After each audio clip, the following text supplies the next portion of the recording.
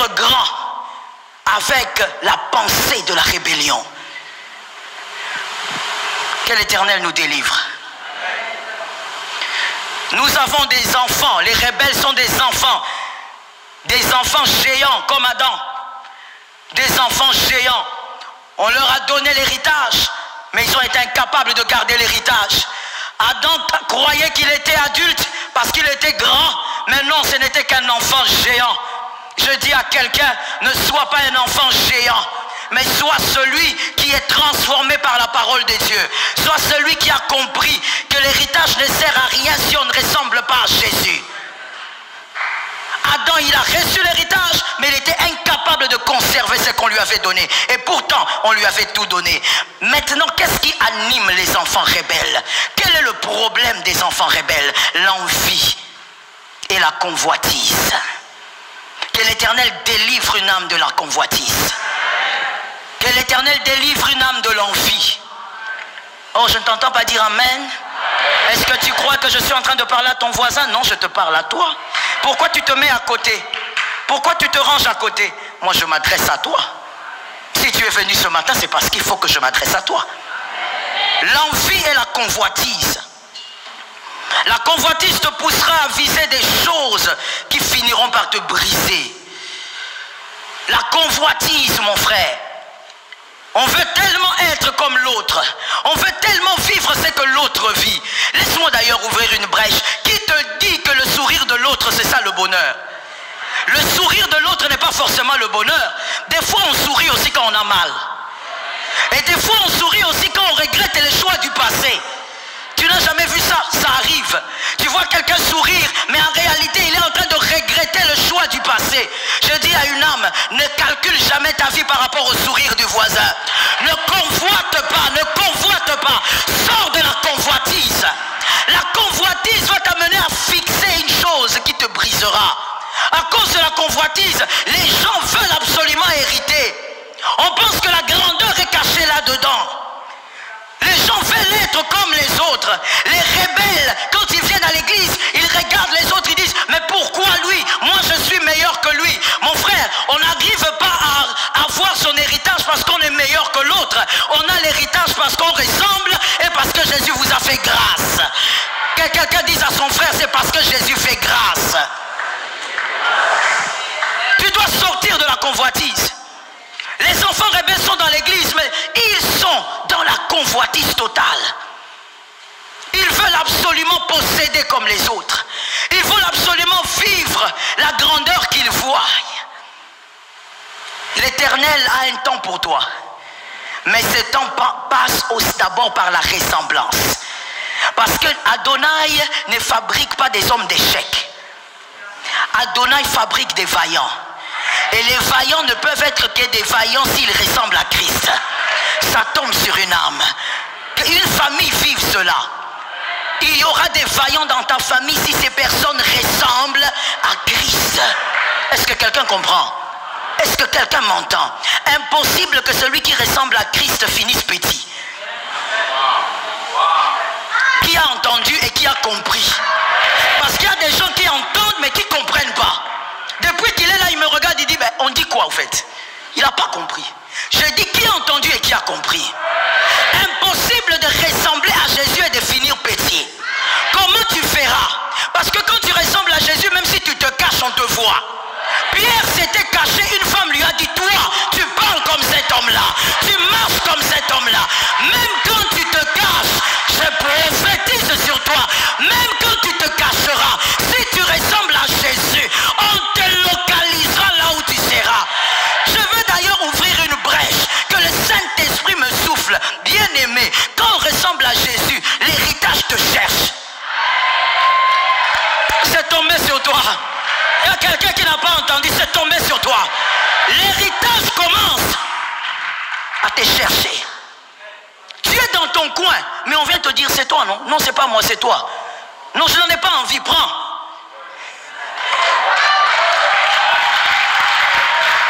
Parce que tu es à l'image de Christ. Tu veux ressembler à Christ. Que le Dieu d'Israël nous aide. Un héritage Sans maturité produit l'échec. Tu as besoin de la maturité. Et cette maturité, c'est dans la ressemblance. Et cette ressemblance est cachée aussi dans la parole de Dieu. C'est par la parole de Dieu que tu apprendras comment ressembler à Christ. C'est par sa parole que tu sauras qui tu n'es pas. Vous savez, des fois, quand vous êtes entouré des flatteurs, ils vous racontent des choses que vous n'êtes pas. Et vous vous consolez dans ça. Mais la parole de Dieu te dira la vérité. La parole de Dieu te dira, tu vois ce qu'on te dit là, on te raconte n'importe quoi. Parce qu'on veut que tu donnes un 10 $, un 5 $. La vérité, c'est que tu es un menteur. La vérité, c'est que tu es un voleur. La vérité, c'est que l'escroquerie que tu as là, c'est depuis tes parents. Il faut que tu sois délivré. La parole de Dieu te dira la vérité. C'est par la parole de Dieu que tu iras ressembler à Christ. Que tu feras tomber la convoitise. J'ai vu des gens convoiter même leurs propres parents. Quel esprit! Des filles, des hommes convoités, ses propres parents. Un esprit de convoitise à un niveau exagéré. Mais c'est celui-là qui est dans l'église et qu'on appelle responsable du protocole. Un esprit de convoitise, incapable de se focaliser sur l'essentiel. En dehors de l'esprit de convoitise, il y a l'envie. Et l'envie vous dévie, comme je vous ai dit, de l'essentiel. L'envie t'éloigne de la ressemblance. Parce que tu es focalisé sur une chose. Tu veux devenir. Tu veux posséder. Tu veux ressembler. Tu veux aussi qu'on t'acclame. Monsieur, quand ce ne sont pas les moments des acclamations, les acclamations que vous revendiquez deviennent une occasion de chute. Prenez votre temps et laissez-vous transformer par Christ. On ne peut pas mûrir en Christ si on ne ressemble pas à Christ. C'est ressembler à Christ qui nous amène vers la maturation.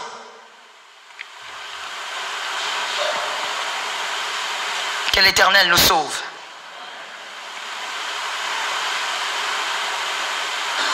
Tout ce que vous recherchez à posséder sans la maturation, sans mûrir, toutes ces choses qui sont les résultats de la convoitise et de l'envie, a le goût de la destruction. Ça peut vous plaire au début, mais ça finira par vous détruire.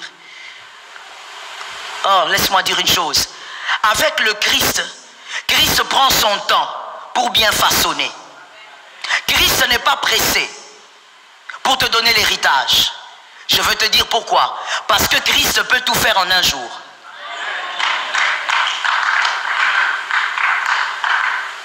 Là, il y a deux personnes qui ont compris. Christ est capable de faire tout dans la vie d'un homme en un jour. Christ peut changer la vie d'un homme en un jour. Ton amen, tu es d'accord avec? Christ a changé la vie de Joseph en un jour. Christ peut prendre ta vie. Tu sors d'ici. Tu as seulement un seul appel. Et cet appel change toute ta vie. Christ peut t'amener à un endroit après ce culte. Et arrivé à cet endroit, toute ta vie change. C'est un problème de foi, je crois. Christ peut t'amener à rencontrer une seule personne après ce culte. Et toute la famille.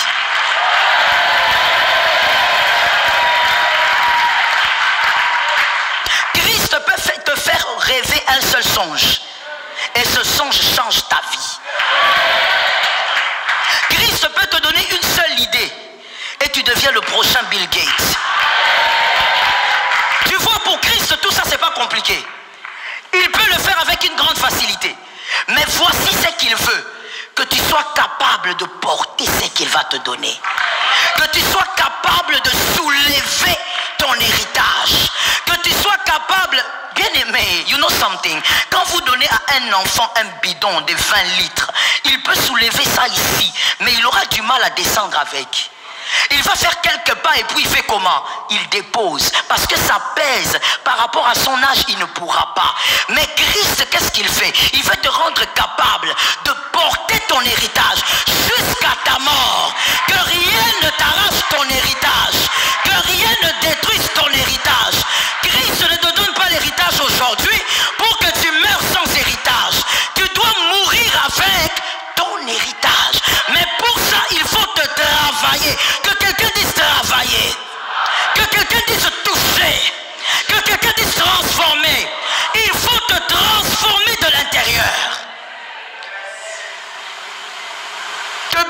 pas un problème pour lui.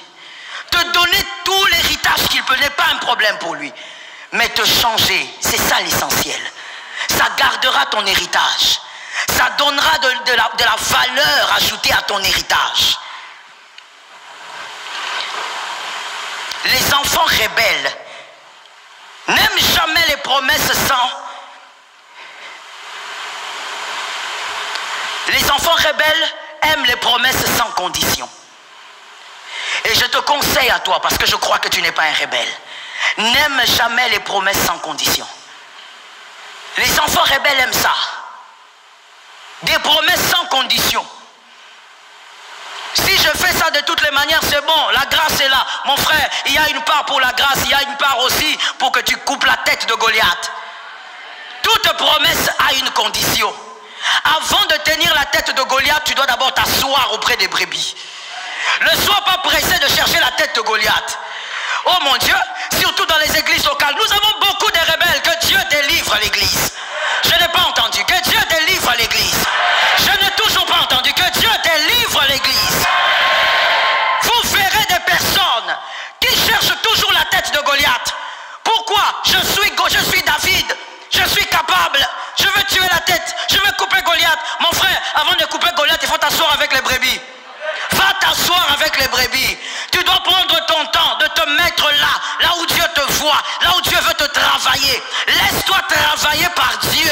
David n'a pas tué Goliath en sortant de chez lui. David était avec les brebis. Laisse-toi travailler par le Saint-Esprit. Est-ce que quelqu'un m'entend? Aujourd'hui, on veut tous tuer Goliath. On veut voir Goliath tomber. Mon frère, mais est-ce qu'après ça, tu resteras toi? David, après ça, il est resté lui. Parce qu'il avait eu le temps de vivre sa transformation. Les rebelles aiment qu'on parle de bénédiction sans prix.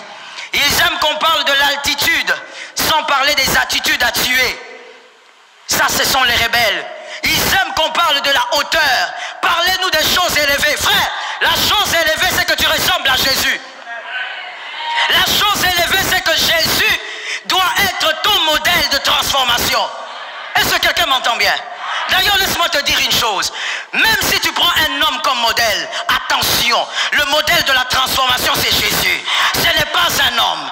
Est-ce que quelqu'un a dit Amen? Les modèles de la transformation, c'est Jésus. Voilà pourquoi aujourd'hui, dans l'église locale, ces rebelles, ils ont des pensées telles que, comment je peux venir à l'église? Regardez ce que tel frère m'a fait. Mon frère, à l'église ici, tu viens pour Jésus. J'ai entendu 3 personnes. Les autres, vous venez pour qui? Ah, parce que vous n'avez pas dit Amen. Je dis à l'église, si tu viens pour Jésus. Voilà pourquoi même si le frère a un problème spirituel, tu prieras pour lui. Mais tu ne vas pas quitter ton église pour ça. Tu es venu pour Jésus. Il est le modèle de la transformation. Est-ce que quelqu'un m'entend?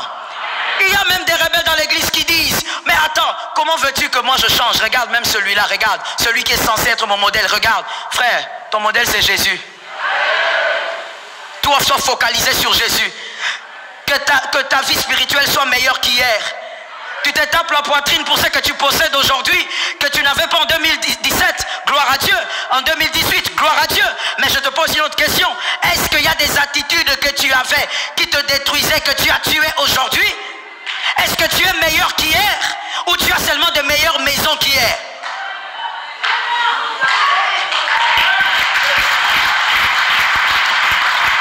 Est-ce que tu es meilleur qu'hier? Ou tu as seulement des meilleures voitures qu'hier? Ou seulement tu as un meilleur salaire qu'hier?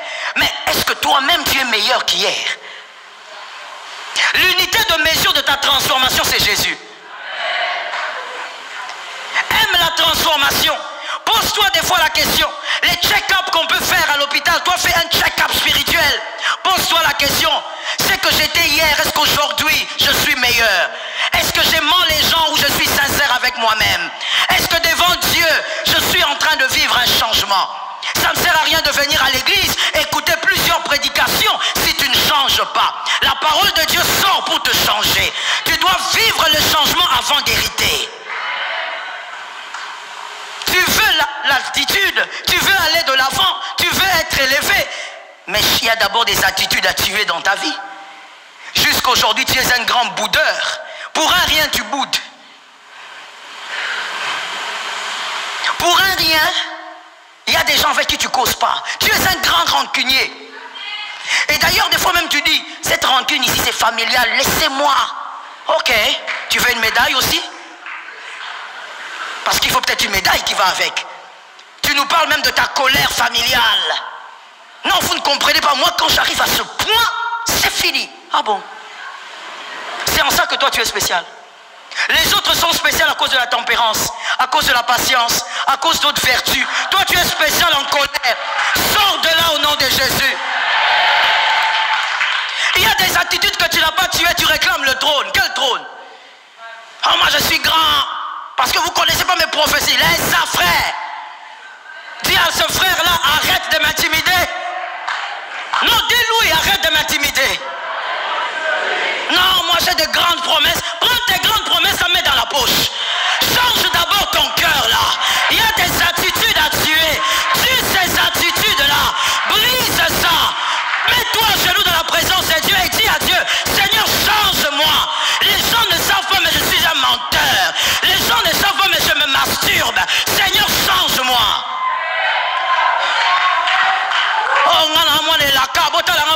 frère, total yo. Un moine qui a un cœur pourri ne produira que des choses pourries.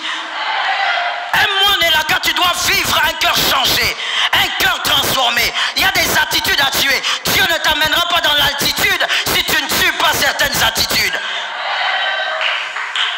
Tu dois les tuer par la parole de Dieu, les tuer par la prédication. Tu entends Christ te parler par la prêche, tu tues ces choses. Tu dis au Seigneur, Père, aide-moi, que je sois meilleur. Tu veux que Dieu t'amène dans les hauteurs? Non, l'homme de Dieu avait prié ce jour-là. Je crois que je vais monter. Tu vas monter. Quand tu viens à l'église, tu ne fais qu'envier les maris d'autrui.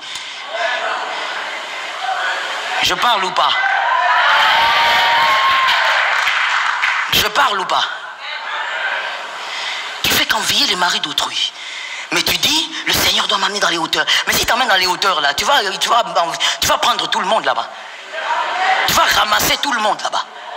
Non, sois seulement ici en bas là. Je suis d'accord avec. Sois seulement là. Oh non, nous sommes des personnes vraiment à qui Dieu a dit des choses. Si tu entendais mes promesses, tu ne vas pas supporter. Frère, c'est pour ça que Dieu te garde encore comme ça. Parce que tu n'as pas encore de promesses. Mais regarde comment tu parles. Tu n'as pas encore vécu l'accomplissement, l'héritage. Tu ne l'as pas encore. Mais regarde comment tu parles. Juste à cause des promesses. Maintenant qu'on te donne l'héritage, on ne va pas dormir. Tu vas passer sur toutes les chaînes des télés. Il y a des attitudes à tuer avant de monter dans l'altitude. Que l'Éternel nous fasse grâce. Les rebelles, ils aiment la chaise royale. Mais ils n'aiment pas le chemin qui mène à la chaise. Mais ils aiment la chaise. Mais il y a un chemin, il faut marcher pour aller là-bas. Si on me demande d'arriver là où tu es, je dois descendre les marches. Il y a un effort à faire, il y a des efforts à fournir. Mais les rebelles n'aiment pas ça. Les rebelles n'aiment pas les efforts. Les rebelles n'aiment pas la transformation. Le rebelle, lui, il veut posséder. Il veut à tout prix posséder parce qu'il croit qu'il est prêt. Ce matin, qu'un rebelle repentant se dise, il faut que ça change. Je suis d'accord avec toi. Un rebelle repentant doit dire, ça doit changer. Les rebelles envient. Ça, c'est quelque chose d'étrange. Je ne sais pas si ça peut exister. Les rebelles, ils envient les diplômes, mais ils n'aiment pas la salle des classes.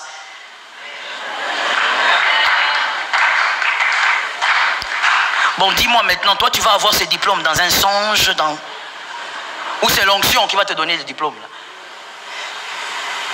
Il envie les diplômes, mais il n'aime pas la salle des classes. Quand il entre là, il dort, il sort. Mais il veut avoir des grands diplômes. Mon frère, l'héritage selon Christ, dis ça à ton voisin. L'héritage selon Christ, c'est pas facile.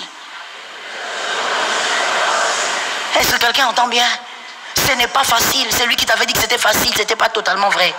J'ai pas dit que c'était pas vrai, mais j'ai dit que c'était pas totalement. C'est pas facile. Parce que tu dois ressembler à Christ. Parce qu'il y a des choses que tu dois détruire en toi. Tu dois te battre avec certaines choses pendant des années. Et tu dois les vaincre au nom de Jésus. Tu dois décider d'arrêter d'avoir un cœur mauvais, prêt toujours à détruire les autres. D'avoir une langue qui calomnie les autres tout le temps.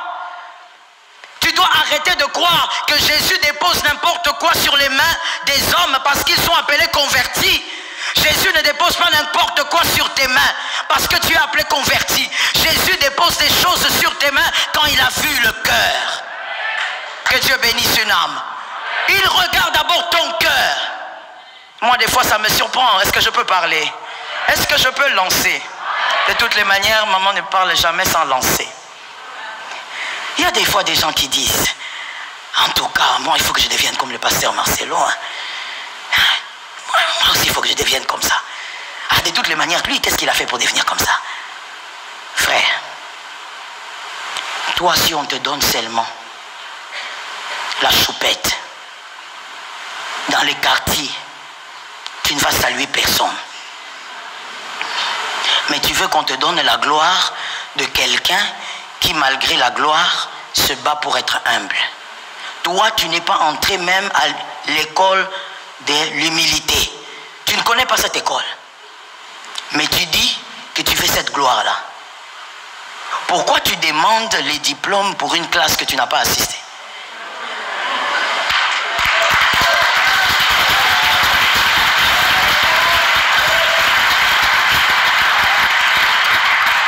Tu es en train de réclamer un diplôme?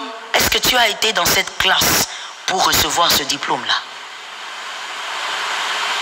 Tout ce que tu vois Dieu donner à un homme, il a payé le prix.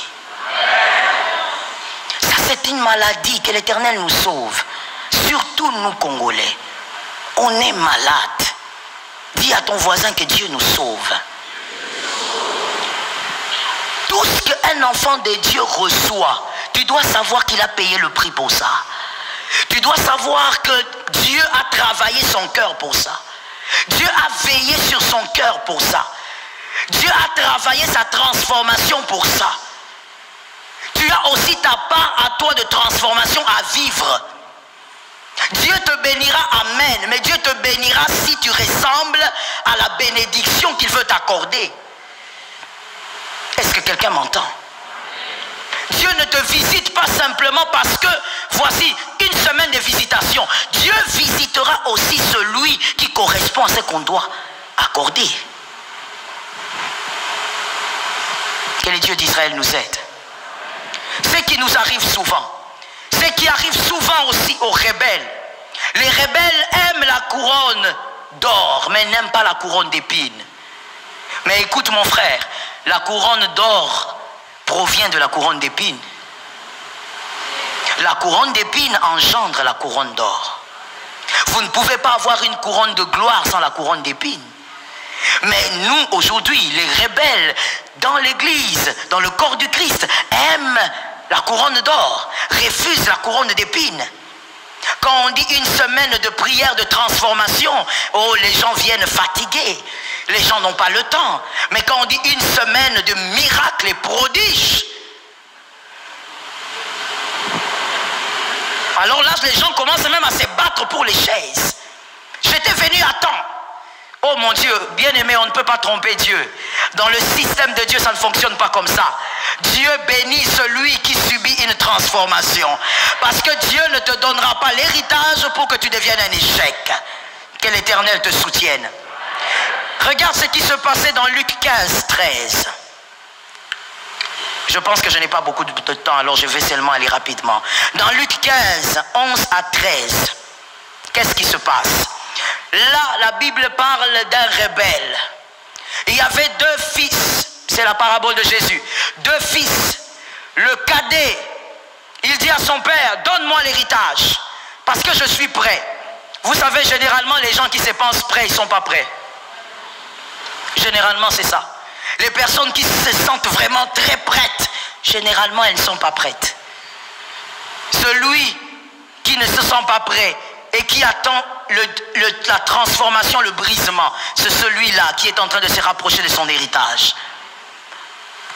Le fils cadet dit à son père, donne-moi l'héritage. Et le père, la Bible dit clairement, le père prend l'héritage et il le partage. Il leur partage, précision. Donc il donne à l'aîné, il donne aussi au cadet. Et le cadet part. Il va dilapider cet argent. Celui qui réclamait l'héritage, il est impudique. Celui qui réclamait cet héritage, il est inconscient. Il ne sait même pas gérer l'argent. Celui qui réclame la grandeur et la hauteur, le rebelle qui réclame la grandeur, celui-là, il est encore impudique. Il est encore adultère. Mais il réclame l'élévation. Il réclame la grandeur. Et quand il part, il dilapide tout. Et quand il revient finalement, parce qu'il se dit qu'il ne peut pas vivre dans des conditions comme ça, il préfère rentrer chez son père et être serviteur.